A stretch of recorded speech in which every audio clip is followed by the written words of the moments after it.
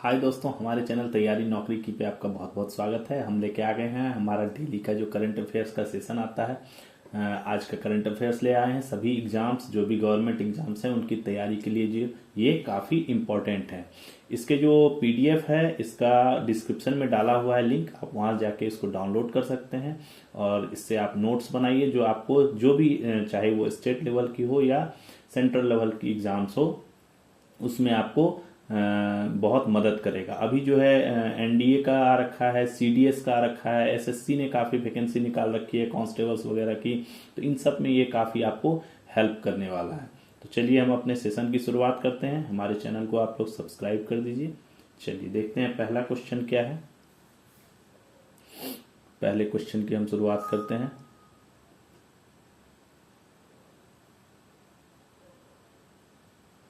देश में सबसे ज्यादा बाल विवाह जो होता है के मामले किस राज्य में होते हैं? कौन सा राज्य फर्स्ट है बाल विवाह में? प्रथम बाल विवाह के मामले में देश में प्रथम कौन है? प्रथम राज्य कौन है? सबसे टॉप पे राज्य कौन है जहां पे सबसे ज्यादा बाल विवाह के मामले होते हैं? झारखंड, पश्चिम बंगाल, बिहार, उत्तर प्रदेश। तो इसका उत्तर है पश्चिम बंगाल। पश्चिम बंगाल में जो है सर्वाधिक जो है बाल विवाह के मामले। एसआरएस स्टैटिस्टिकल जो रिपोर्ट होती है उसके अनुसार जो है देश में सबसे ज्यादा नाबालिग लड़कियों की शादी पश्चिम बंगाल में होती है। यहाँ पे क्या है, 6.3% लड़कियों की शादी 18 साल की उम्र से पहले ही होता है। बालिग होने के लिए, वयस्क होने के लिए कितनी उम्र की जरूरत है? 18 वर्ष उम्र की जरूरत है। ठीक है, तो 18 साल की उम्र से पहले ही जो है 6.3% लड़कियों की यहाँ पे शादी कर दी जाती है। और 18 से 20 साल की उम्र की अगर बात किया जाए तो उस उम्र में भी जो है पश्चिम बंगाल सबसे आगे है। उस उम्र में यहाँ 44.9% लड़कियों की जो है शादी इसी उम्र में होती है। इन दोनों मामलों में झारखंड देश का दूसरे नंबर पे है। सेकेंड नंबर पे जो है अगर बात करें तो झारखंड आता है। पहले नंबर पे अगर बात करें तो पश्चिम बंगाल, वेस्ट बंगाल जो है आता है बाल विवाह के मामलों में। दूसरा क्वेश्चन है, भारत के साथ साझेदारी को मजबूत करने के लिए किस देश के राष्ट्रपति ने सालाना रक्षा नीति बिल पर हस्ताक्षर किया है? भारत के साथ साझेदारी को मजबूत करने के लिए अमेरिका, नीदरलैंड, जापान, रूस। तो अमेरिका के राष्ट्रपति डोनाल्ड ट्रंप ने यह कदम उठाया है। भारत के साथ साझेदारी और संबंध को और मजबूत बनाने के लिए जो है अमेरिका के राष्ट्रपति ने सालाना रक्षा नीति बिल का नाम क्या दिया है विधेयक का? राष्ट्रीय रक्षा प्राधिकरण अधिनियम वित्तीय वर्ष 2026 पर हस्ताक्षर किया है।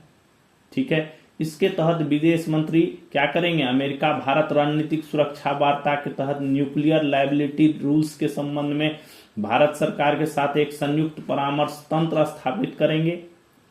इस अधिनियम में हिंद प्रशांत क्षेत्र में, हिंद महासागर और प्रशांत महासागर की बात हो रही है, उसका जो इलाका है रक्षा गठबंधनों और साझेदारियों को लेकर संसद के दृष्टिकोण को रेखांकित किया गया है। इन इलाकों में मुक्त वातावरण को बढ़ावा देने और चीन से उत्पन्न चुनौती से निपटने के लिए क्वाड के जरिए सहयोग बढ़ाने का जिक्र किया गया है। जो क्वाड है उसके जरिए जो है सहयोग को बढ़ावा देने के लिए जो है इसका गठन किया गया है। ये बिल जो है लाया गया है। ये सालाना रक्षा नीति बिल है, 2026 के लिए ये प्रभावी होगा। राष्ट्रीय रक्षा प्राधिकरण अधिनियम वित्तीय वर्ष 2026 के लिए प्रभावी होगा। और ये अमेरिका के राष्ट्रपति डोनाल्ड ट्रंप ने सिर्फ भारत के साथ मजबूत संबंध बनाने के उद्देश्य से इस बिल को पारित किया है। 2000 साल पुरानी तकनीक से बना जहाज कौन? कौंडिन्य भारत से किस देश की यात्रा करेगा? कहां पे जाएगा? 2000 साल पुरानी टेक्नोलॉजी से बना है। पुरानी टेक्नोलॉजी से बना हुआ, इसमें ना इंजन है ना कोई ऐसा चीज लगा हुआ है, जीपीएस है, कुछ नहीं है इसमें। 2000 साल पहले ये सब चीजें नहीं होती थी। लकड़ी के नाव बनते थे, है ना, और वो अपना कपड़े लगा के, पाल लगा के जो है वो चलता था। तो उसी तरह का जहाज को बनाया गया है। कौंडिन्य नाम दिया गया है इसको। कौंडिन्य एक महान नाविक थे, उनके नाम पे इस जहाज का नाम कौंडिन्य दिया गया है। तो वो अभी भारत से किस देश की यात्रा करेगा? रक्षा मंत्री इसको जो है हरी झंडी दिखाकर रवाना करेंगे।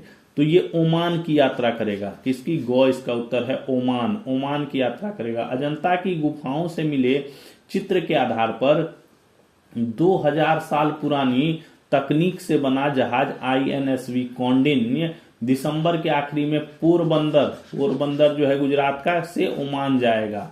लकड़ी के तख्तों को नारियल की रस्सी से सिलकर बनाए इस जहाज में कील नहीं लगे हैं, कोई कील वील नहीं लगा हुआ है इसमें, तख्तों को नारियल की रस्सी से बांधा हुआ है। इस जहाज में इंजन और GPS भी नहीं है। चौकोर सूती पाल और पेडल लगा हुआ है इसमें, सूती पाल कपड़ा जो होता है वो लगा हुआ है। यह सिर्फ कपड़े के पाल के सहारे हवा से चलेगा, हवा के सहारे ये जाएगा। ठीक है। इसका नाम महान नाविक कौंडिन्य के नाम पर रखा गया है। दुनिया के पुराने जहाज का हुनर पता चले, इसके लिए 2023 में इस प्रोजेक्ट की शुरुआत की गई थी। गोवा की एक कंपनी है, उसने 2000 साल पुरानी टांका पद्धति से जो है ये तैयार किया है। इसे दिसंबर के अंत में रक्षा मंत्री कौन जो है अपने देश के जो रक्षा मंत्री है राजनाथ सिंह, वो हरी झंडी दिखाकर रवाना करेंगे। इसका सफर 15 दिनों का होगा। इसके लिए जो है नाविक की संख्या 16 है, 16 नाविक है। इनको जो है ट्रेनिंग दी जा रही है, कोई भी इसमें प्रशिक्षित नहीं है। 2000 साल पहले के पुराने तरीके से जहाज चलाने का प्रशिक्षण किसी को भी नहीं है, कोई इसमें सक्षम नहीं थे, तो अभी इनको इसकी ट्रेनिंग दी जा रही है। इसमें नाविकों की संख्या 16 होगी तथा यह कितना 65 फीट लंबा, 22 फीट चौड़ा, 13 फीट ऊंचा और 50 टन वजन वाला है। हैवी है ना। अंतरिक्ष प्रौद्योगिकी, ठीक है, स्पेस टेक्नोलॉजी जो है के अनुरूप कुशल और प्रशिक्षित मानव संसाधन तैयार करने हेतु देश के कितने उच्च शिक्षण संस्थानों में अंतरिक्ष प्रयोगशालाएं स्थापित की जाएंगी? अंतरिक्ष प्रयोगशालाएं, स्पेस लेबोरेटरीज कहां पे स्थापित, कितने हायर इंस्टीट्यूट्स में स्थापित की जाएंगी? हायर एजुकेशनल इंस्टीट्यूट्स में। ठीक है। 10, 5, 8, 7 उत्तर है इसका 7। देश के 7 उच्च संस्थानों में, चुनिंदा उच्च संस्थानों में 2047 तक अंतरिक्ष क्षेत्र में वैश्विक स्तर पर मजबूत पकड़ बनाने तथा अंतरिक्ष प्रौद्योगिकी के अनुरूप कुशल और प्रशिक्षित मानव संसाधन तैयार करने के उद्देश्य से भारतीय राष्ट्रीय अंतरिक्ष संवर्धन एवं प्राधिकरण केंद्र द्वारा देश के 7 उच्च शिक्षण संस्थानों में अंतरिक्ष प्रयोगशालाएं स्थापित की जाएंगी। इसका उद्देश्य क्या होगा? कक्षा आधारित पढ़ाई को प्रयोगशाला के व्यवहारिक अनुभव से जोड़ना। क्या है, कक्षा में लेक्चर तो हो जाता है, थ्योरी पढ़ा दिया गया, उसको टेक्निकल रूप से उसको मतलब व्यवहारिक ज्ञान में कैसा लाए, उसको प्रयोग करके देख के कि कैसे, हाँ अच्छा ये लेक्चर में ये है तो ये प्रयोग करने पे ऐसा होता है कि नहीं, उसको लेबोरेटरी में प्रयोग करने के लिए जो है व्यवहारिक अनुभव लेने के लिए विद्यार्थियों को जो है ये शुरू किया जा रहा है। इससे क्या होगा, अंतरिक्ष प्रौद्योगिकी से जुड़े जितने भी पाठ्यक्रम हैं उसमें जो अध्ययनरत छात्र हैं वो अंतरिक्ष विज्ञान और तकनीक के क्षेत्र में सीखने का अवसर मिलेगा। इनको जो है अच्छे अच्छे टेक्निक्स और जो नए नवाचार आ रहे हैं इस दिशा में उनको सीखने का अवसर मिलेगा। ठीक है। तो अंतरिक्ष प्रयोगशाला स्थापित की जा रही है किन के लिए? और बच्चे अगर सीख लेंगे तो उससे क्या होगा, 2047 तक जो अंतरिक्ष को विकसित भारत का सपना है और अंतरिक्ष क्षेत्र में पूरे वैश्विक स्तर पे अपने भारत का मजबूत करने का जो लक्ष्य रखा गया है, उसमें अगर ट्रेंड स्टूडेंट्स आएंगे वो और ज्यादा जो है हेल्प करेंगे। मानव संसाधन तैयार होगा, ट्रेंड मानव संसाधन तैयार होगा जो अंतरिक्ष प्रौद्योगिकी को और ऊपर ले जाएगा। राष्ट्रीय गणित दिवस, national math day, national maths day, ठीक है, कब मनाया जाता है? 19, 20, 22 दिसंबर, 25 दिसंबर, पता ही होगा आपको। 22 दिसंबर को मनाया जाता है। किस लिए मनाया जाता है? रामानुजन याद है आपको? प्रतिवर्ष 22 दिसंबर को जो है पूरे भारत में राष्ट्रीय गणित दिवस मनाया जाता है। यह दिवस किसके? महान गणितज्ञ कौन? श्रीनिवास रामानुजन की जयंती के रूप में मनाया जाता है। जन्म दिवस है इनका। कब होता है जन्म? 1887 में जन्म हुआ था, 22 दिसंबर 1887 को। भारत सरकार वर्ष 2011 में जो है इस दिवस को की घोषणा की थी भारत सरकार ने इसको राष्ट्रीय गणित दिवस के रूप में। इनके सम्मान में रामानुजन के मैथ के प्रति, गणित के प्रति जो योगदान है, ऐतिहासिक योगदान है, उसके सम्मान देने के लिए शुरू किया गया। वर्ष 2012 को राष्ट्रीय गणित वर्ष के रूप में भी मनाया गया। इसी के सम्मान में, इन्हीं को सम्मानित करते हुए जो है वर्ष 2012 को राष्ट्रीय गणित वर्ष के रूप में ही मनाया गया। इन्हें किस लिए? संख्या सिद्धांत, जो न्यूमेरिक थ्योरी है, अनंत श्रेणियां, इन्फिनिटिव सीरीज, और सतत भिन्नों, कंटिन्यूअस फ्रैक्शंस, और क्या, गणितीय विश्लेषण, मैथमेटिकल एनालिसिस, इन सब ही में इनका जो है बहुत क्रांतिकारी योगदान था, जिसको जो है आज की जो आधुनिक मैथ और अंतरिक्ष विज्ञान, फिजिक्स है, भौतिकी है, ये सब चीजों में जो है इसका बहुत ज्यादा उपयोग होता है। उस टाइम इन्होंने जो फॉर्मूले 3900 गणितीय सूत्र और परिणाम की जो खोज की थी इन्होंने, तो उस टाइम लोगों को लगता था कि ये चीजें किस काम की आएगी, लेकिन वो चीजें आज के डेट में जो है वो सार्थक हो रही हैं, वो चीजें सफल हो रही है। आज की जो पढ़ाई है, आज की जो टेक्नोलॉजी विकास हो रही है, आज के अंतरिक्ष जगत हो गया, भौतिकी में हो गया, गणित में हो गया, इन सब चीजों में, इन सब चीजों का रामानुजन द्वारा जो किए गए गणितीय सूत्र थे, परिणाम थे, उनका उपयोग आज के डेट में हो रहा है और उनका आज महत्व पता चल रहा है। ठीक है, तो इन्हीं के सम्मान में जो है राष्ट्रीय गणित दिवस जो है वो मनाया जाता है 22 दिसंबर को हर वर्ष।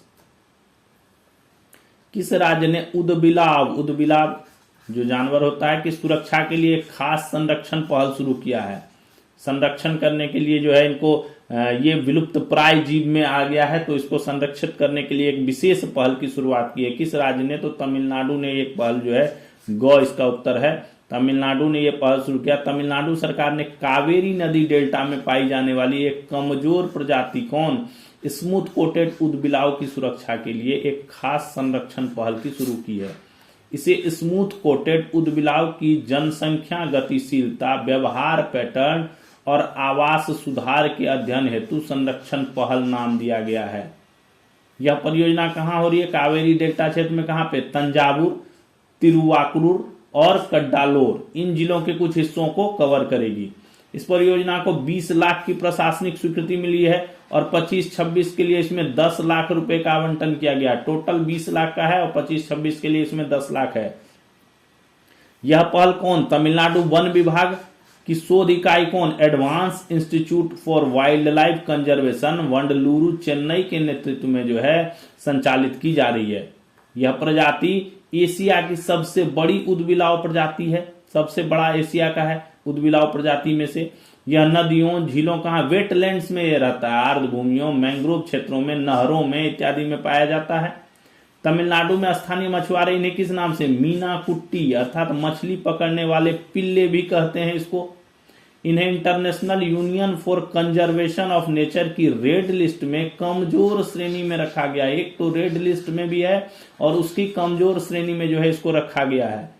भारत में इसे जो है वन्य जीव संरक्षण अधिनियम 1972 के अनुसूची 1 के तहत जो है संरक्षित किया गया है, यानी ये विलुप्त प्राय जीव है और बहुत कम इसकी जो है ये बची हुई है। तो इसकी जनसंख्या का अध्ययन, इसका रहने का, नेचर का, आवास के लिए क्या बेहतर किया जा सकता है, इन सब चीजों की के अध्ययन के लिए जो है ये प्रयास जो है, ये संरक्षण प्रयास जो है, ये पहल जो है ये शुरू किया गया है।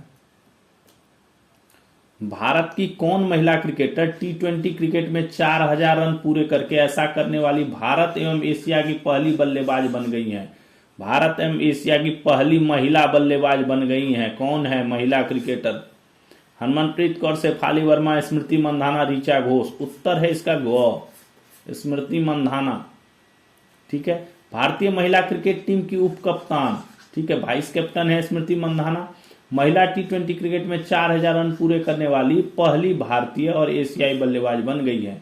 यह उपलब्धि इन्होंने भारत बनाम श्रीलंका का जो अभी T20 मैच चल रहा था विशाखापट्टनम में, वहां पे जो है पहला मैच हुआ, उसमें जो है इन्होंने जो है ये उपलब्धि हासिल की।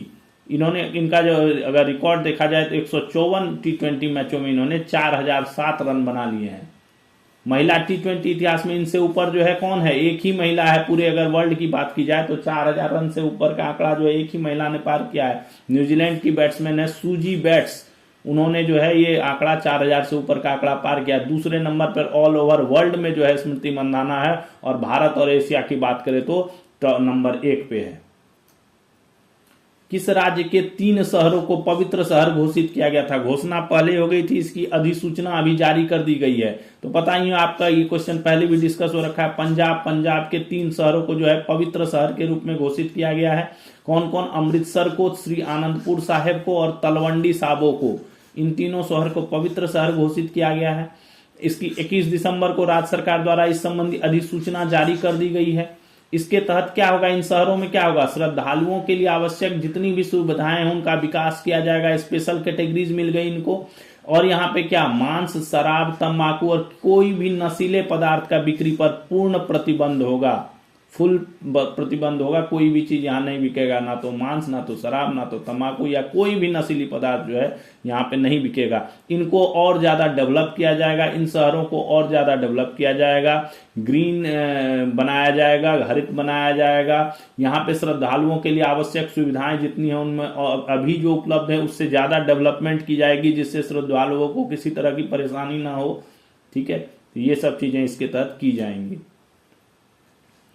भारत की तीनों सेनाओं और विशेष बलों की मारक क्षमता बढ़ाने के लिए क्या हो रहा है? स्वदेशी स्रोतों से यानी मेड इन इंडिया से 2000 करोड़ की लागत से 850 घातक कामिकेज ड्रोन खरीदे जाएं। कामिकेज ड्रोन क्या होता है? What is kamikaze? कामिकेज, ये वर्ड क्या है? कामिकेज न्यूज में भी आप लोग सुनते होंगे, कामिकेज ड्रोन। कामिकेज, कामिकेज क्या है ना? ये जापानी शब्द है। ठीक है, इसका अर्थ होता है तूफान। क्या होता है अर्थ? तूफान। और इसका क्या मतलब हुआ? ये एक तरह से आत्मघाती ड्रोन हुआ, यानी ये किसी टारगेट पे जाएगा, टारगेट से टकराएगा और खुद ही वहां पे ये फट जाएगा, यानी टारगेट को नष्ट कर देगा। आत्मघाती ये हो गया, आत्मघाती ड्रोन कहा जाता है इसको। ये कहां से लिया गया? तो ये द्वितीय विश्व युद्ध के दौरान क्या करते थे, जापानी जो पायलट होते थे वो एक रास्ता अपनाए थे, आत्मघाती पायलट के रूप में हो गए थे। वे क्या करते थे? अपने प्लेन को दुश्मन के जहाजों से सीधा जाके टकरा देते थे। इससे उनका जहाज तो खत्म हो गया, अपना जहाज भी खत्म हो गया, दोनों, है ना। आत्मघाती पायलट के तौर पे काम करते थे। उसी को कामिकाजी पायलट भी कहा जाता था उस टाइम, कामिकेज पायलट। ठीक है, उसी नाम से पर्याय होके आया है ये कामिकेज ड्रोन। ये क्या करता है? टारगेट पे जाके जो है टकरा के जो है फट जाता है, टारगेट को भी नष्ट कर देता है, खुद भी नष्ट हो जाता है। तो ऐसी जो है 850 घातक कामिकेज ड्रोन जो है तीनों सेनाओं में शामिल करने के लिए, और जो स्पेशल फोर्सेस हैं, पैरामिलिट्री फोर्सेस हैं, उनमें शामिल करने के लिए भारत सरकार ने 2000 करोड़ का जो है फंड वो किया है, जिसके तहत जो है स्वदेशी मेड इन इंडिया की कंपनी से जो है वो लिए जाएंगे। चीन के बाद पाकिस्तान को हथियार सप्लाई करने वाला दूसरा सबसे बड़ा देश नीदरलैंड है। नीदरलैंड के साथ अभी भारत का समझौता हुआ है और नीदरलैंड ही पाकिस्तान को जो है हथियार सप्लाई कर रहा है। ये चीन के बाद दूसरा हथियार का सप्लाई करने वाला है। ये पाकिस्तान को क्या देता है? सैन्य जहाज, हेलीकॉप्टर और रडार की आपूर्ति नीदरलैंड करता है। इस पे नीदरलैंड से जवाब तलब भी किया गया था विदेश मंत्रालय के थ्रू, उनके रक्षा मंत्रालय से भी जवाब तलब हुआ। तो इस पे उन्होंने कहा कि ये पुरानी डील है जिसके तहत जो है हथियार की सप्लाई करना अनिवार्य है, अब नहीं किया जाएगा। इसके आगे नई कोई डील के तहत जो है पाकिस्तान को हथियार सप्लाई नहीं किया जाए। लेकिन आज के डेट में ये पाकिस्तान को हथियार सप्लाई करने वाला, सैन्य जहाज, हेलीकॉप्टर, रडार वगैरह सप्लाई करने वाला चीन है पहले नंबर पे। चीन के बाद पाकिस्तान को जो है नीदरलैंड ही सप्लाई कर रहा है। नीदरलैंड के साथ हाल ही में जो है हमारा मुक्त व्यापार समझौता और रक्षा समझौता जो है वो हुआ है। ब्रिटिश काल की 123 वर्ष पुरानी करजन घड़ी को कायाकल्प के बाद पुनः अमृतसर के श्री दरबार साहिब गुरुद्वारे में स्थापित किया जाएगा। लॉर्ड कर्जन थे वायसराय, उन्होंने 1902 में जो है दरबार साहिब को जो है ये घड़ी भेंट की थी। ये रोमन अंक की घड़ी थी और स्पेशल बनाई गई थी, पीतल से बनी हुई, और रोमन अंक की 2 साल लगे थे इस घड़ी को बनाने में। ठीक है, और इनको जो है श्री दरबार साहिब में जो है अमृतसर में जो है वो चढ़ाया गया था। तो वो अभी फिर से जो है नए रूप से जो है इसको लगाया जा रहा है। डिजिटल फ्रॉड की आशंका को कम करने हेतु साल 26 के मध्य तक जो है फास्टैग को अन्य सेवाओं हेतु भी उपयोग किया जा सका। फास्टैग आप लोग जानते हैं, फास्टैग क्या होता है? गाड़ी के आगे लगा होता है, गाड़ी के आगे गाड़ी के शीशे पर लगा होता है आगे, विंड स्क्रीन जो होता है, विंड स्क्रीन। और उससे क्या होता है, ऑटोमेटिक टोल कट जाता है। जैसे आप टोल के पास जाएंगे तो उसको स्कैन कर लेता है और ऑटोमेटिक आपके अकाउंट में जो फास्टैग में बैलेंस रहता है उससे टोल का भुगतान हो जाता है। अभी तक इसका उपयोग सिर्फ टोल भुगतान के लिए किया जाता था।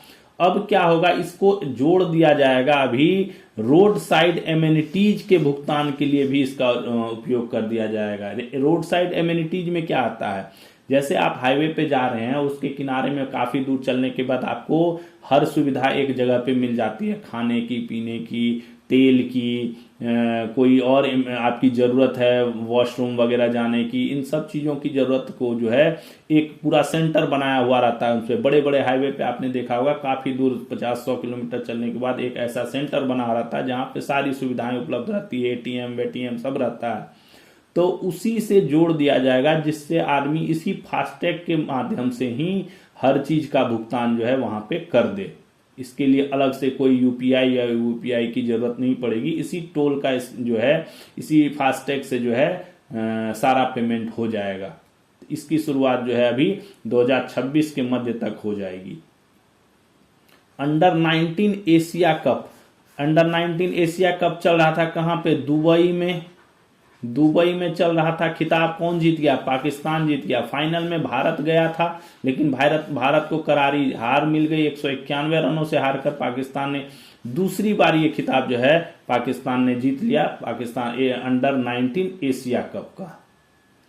अमेरिका में क्या है, टर्न एंड बर्न इमिग्रेशन नीति चलाई जा रही है, टर्न एंड बर्न। इसके तहत आम नागरिकों के घरों में तेज छापेमारी की जा रही। क्या कर रहा है, जो इमिग्रेशन वाले हैं और बॉर्डर पेट्रोल है, इनका जो बॉर्डर पेट्रोल है, ठीक है, इमिग्रेशन आईएमसी जो है और प्लस बॉर्डर पेट्रोल दोनों मिलकर क्या कर रहे हैं, घरों में अचानक घुस जाते हैं।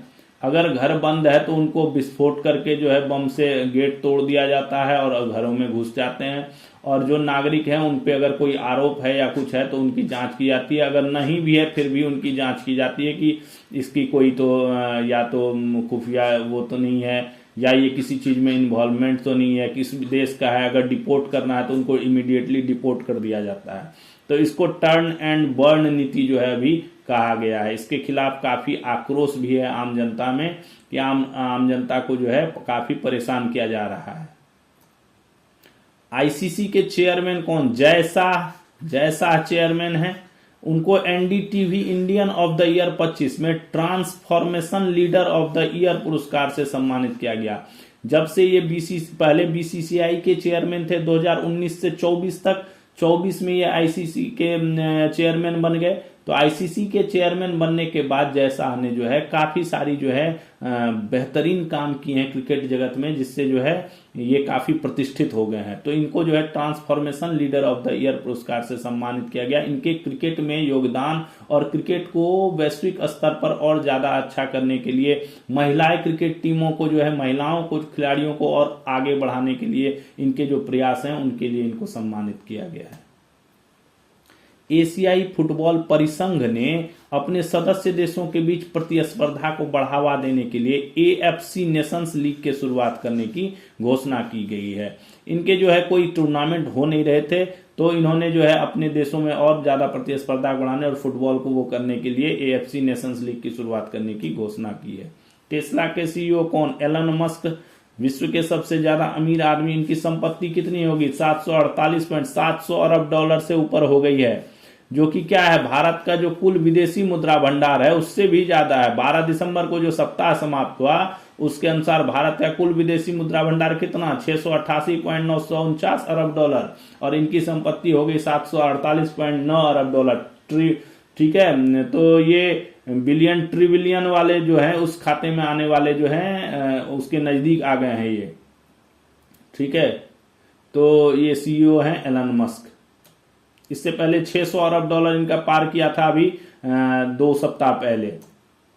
गोविंद वल्लभ पंत, कृषि एवं प्रौद्योगिकी विश्वविद्यालय है, GB Pant agriculture and technology university, इसने एक ऐप लॉन्च किया, सरल ऐप लॉन्च किया है। ये ऐप क्या करता है, किसानों को हेल्प करेगा बुआई से लेकर कटाई बुआई से लेकर कटाई तक फसल से संबंधित हर तरह की जानकारी मोबाइल पर उपलब्ध कराएगा। ठीक है, बुआई से लेके कटाई तक का, आपने बुआई से लेके कटाई तक का जो है सारा चीज करेगा। यह ऐप स्थान भौगोलिक परिस्थिति के आधार पर कार्य करेगा। किसके आधार पर? स्थान और भौगोलिक परिस्थिति, यानी हर इलाके का अलग अलग बताएगा। अगर कोई यहाँ दिल्ली में है तो वो अलग बताएगा, कोई मुंबई में है अलग बताएगा, कोई राजस्थान में है अलग बताएगा। भौगोलिक परिस्थिति, कहाँ पे वर्षा अधिक होती है, कहाँ वर्षा कम होती है, उस हिसाब से बताएगा। कहाँ गर्म ज्यादा है, कहाँ कम है, उस हिसाब से बताएगा। ठीक है। भारतीय डाक एवं दूरसंचार लेखा एवं वित्त सेवा क्या है? Indian post and telecommunication account and finance services, TAFS जो है, IP एंड TAFS क्या है ये? यूपीएससी इसकी भर्ती करती है। यूपीएससी के तहत जो सिविल सेवा परीक्षा के माध्यम से इसमें भर्ती की जाती है, जो भारतीय डाक एवं दूरसंचार लेखा एवं वित्त सेवा है। यह एक केंद्रीय सिविल सेवा है। इसने अपना क्या किया है? 51वां स्थापना दिवस किस रूप में मनाया है? संचार वित्त लेखा दिवस के रूप में मनाया है।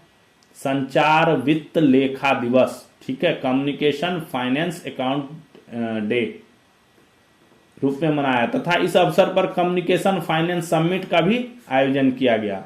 Controller general of communication account CGCA कौन है? अभी Shri Vandana Gupta. CGCA controller general of communication account अभी सुश्री वंदना गुप्ता है। ठीक है। Indian post and telecommunication accounts and finance services. Bharat और न्यूजीलैंड ने क्या किया है? एक अभी मुक्त व्यापार समझौते पर हस्ताक्षर किया। काफी देशों के साथ जो है अभी संबंध बढ़े हुए हैं। भारत के विदेश के बहुत काफी सारे देशों के साथ अभी व्यापार समझौते पर हस्ताक्षर हो गया। ओमान हो गया, इथियोपिया हो गया, न्यूजीलैंड हो गया, नीदरलैंड हो गया, अमेरिका हो गया, काफी देशों के साथ जो है, म्यांमार हो गया, काफी देशों के साथ जो है संबंध अच्छे हुए हैं। तो अभी एक मुक्त व्यापार समझौते पर हस्ताक्षर किया गया है, जो क्या करेगा? किसके साथ हुआ है? न्यूजीलैंड के साथ। हिंद प्रशांत क्षेत्र के साथ भारत की सहभागिता में एक महत्वपूर्ण आर्थिक और रणनीतिक उपलब्धि है। यह क्या? विकसित भारत 2047 का जो हमारा टारगेट है के दृष्टिकोण के अनुरूप भारत के सबसे शीघ्र संपन्न हुए मुक्त व्यापार समझौते में से एक है। इस मुक्त व्यापार समझौते के तहत क्या होगा? आर्थिक साझेदारी रोजगार को बढ़ावा देगा, कौशल गतिशीलता को, जो स्किल डेवलपमेंट है उसको बढ़ावा मिलेगा, एम्प्लॉयमेंट को बढ़ावा मिलेगा, ट्रेड और निवेश जो इन्वेस्टमेंट है उनको विकास को गति देता है, कृषि जो एग्रीकल्चर प्रोड्यूस है उनको जो है प्रोत्साहित करेगा, और दीर्घकालिक आर्थिक स्थिरता को मजबूत करने के लिए लघु एवं मध्यम जो MSME है उनकी भागीदारी को बढ़ाने के लिए, उनको और ज्यादा आगे बढ़ाने के लिए जो है ये समझौता किया गया है किसके? भारत और न्यूजीलैंड के बीच। रक्षा अनुसंधान एंड विकास संगठन कौन? DRDO, defence research and development organisation, और राष्ट्रीय रक्षा विश्वविद्यालय नेशनल डिफेंस यूनिवर्सिटी जो है RRU ने रक्षा एवं आंतरिक सुरक्षा के क्षेत्र में जो है अनुसंधान, शिक्षा, प्रशिक्षण और प्रौद्योगिकी सहायता के क्षेत्र में सहयोग को बढ़ावा देने के लिए एक समझौता ज्ञापन, इन दोनों के बीच जो है समझौता ज्ञापन हुआ है। किसके? DRDO और RRU, ठीक है, राष्ट्रीय रक्षा यूनिवर्सिटी और डिफेंस रिसर्च डेवलपमेंट ऑर्गेनाइजेशन के बीच। ठीक है। Garden rich ship builders and engineers GRSE कहां पे? कोलकाता द्वारा स्वदेशी रूप से डिजाइन और निर्मित 8 ASWC पनडुब्बी रोधी उथले पानी के जहाजों में से एक, यानी तीसरा अंजदीप जहाज, अंजदीप इंपॉर्टेंट है ये, अंजदीप जहाज जो है बहुत इंपॉर्टेंट है, अंजदीप जहाज, इसको जो है शामिल किया गया है 22 दिसंबर को नौसेना में, चेन्नई में शामिल किया गया नौसेना में। ठीक है। कहां का जहाज है ये? पनडुब्बी रोधी है, पनडुब्बी को रोकने वाला है, उथले पानी का जहाज है। ठीक है, शामिल किया। लगभग 77 मीटर लंबाई वाला ये जहाज क्या है? भारतीय नौसेना के सबसे बड़े वाटर जेट युद्धपोत हैं और अत्याधुनिक हल्के टॉर्पीडो, स्वदेशी रूप से निर्मित पनडुब्बी रोधी रॉकेट और उथले पानी के सोनार से जो है सुसज्जित है। काफी सारे स्वदेशी इसमें जो है हथियार हैं। ठीक है। काफी नई टेक्नोलॉजी, जो सोनार की नई टेक्नोलॉजी है, वेव्स के माध्यम से जो पता करने के लिए पनडुब्बी रोधी वाली टेक्नोलॉजी है, उस काफी ये एडवांस टेक्नोलॉजी इसमें डाला गया है। यह पानी के नीचे खतरों का प्रभावी ढंग से पता लगाने और उनसे निपटने में सक्षम है। यह जहाज नौसेना की पनडुब्बी रोधी, तटीय निगरानी और बारूदी सुरंग बिछाने की क्षमताओं को मजबूत करेगा। जहाज पहले जो है 2003 में सेवामुक्त पूर्ववर्ती पेट्या श्रेणी के युद्धपोत आईएनएस अंजदीप का पुनर्जन्म है। पहले भी इस श्रेणी के पेट्टा श्रेणी के जो है पेट्या श्रेणी के युद्धपोत थे आईएनएस अंजदीप, इसी का जो है रिवर्सन है ये। जहाज का नाम कैसे रखा, अंजदीप क्यों रखा गया? कर्नाटक के कारवार तट पर स्थित अंजदीप द्वीप के नाम पर से जो है इसका नाम लिया गया है, जो भारत के विशाल समुद्री क्षेत्र की रक्षा की प्रतिबद्धता को रेखांकित करता है। 80% से अधिक जो है इसमें स्वदेशी मेड इन इंडिया जो है लोकल सामान जो है इसमें जो स्वदेशी सामान लगा हुआ है। मिनी नवरत्न, ठीक है, नवरत्न कंपनियां होती है, एक नवरत्न होती है, एक मिनी नवरत्न होती है। रक्षा सार्वजनिक क्षेत्र के उपक्रम कौन? India Optel limited IOL, India Optel limited IOL, ठीक है, ने सैफरान इलेक्ट्रॉनिक्स एंड डिफेंस के साथ 2 सक्षम युद्ध प्रणालियां विकसित करने के लिए सहयोग समझौता, 2 युद्ध प्रणाली को विकसित डेवलप करने के लिए इसने सैफरान इलेक्ट्रॉनिक्स एंड डिफेंस के साथ जो है समझौता किया है। किसने? Indian Optel limited. ये क्या है? डिफेंस सेक्टर का मिनी नवरत्न उपक्रम है। इससे इन प्रणालियों के भारत में विकसित किए जाने का मार्ग जो है प्रशस्त हुआ है। इन 2 सक्षम युद्ध प्रणालियों में शामिल है कौन? Sigma 30N digital ring laser gyro inertial navigation प्रणाली, एक है नेविगेशन टेक्नोलॉजी, इसका उपयोग क्या होगा? तोपखाने, वायु रक्षा प्रणाली, मिसाइलों और रडारों में किया जाता है। और दूसरा कौन है? CM3MR डायरेक्ट फायरिंग साइट, जिसे तोपखाने और ड्रोन रोधी प्रणालियों के लिए ही डिजाइन किया गया है।